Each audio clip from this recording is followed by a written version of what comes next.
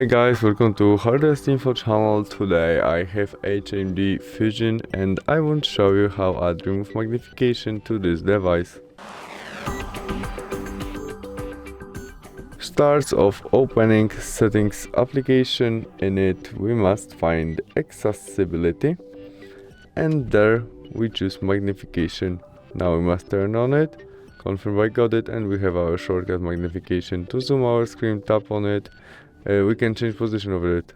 Our shortcut, tap on it and swipe with it on screen and select place when we want. To zoom our screen, tap on our shortcut and tap on screen.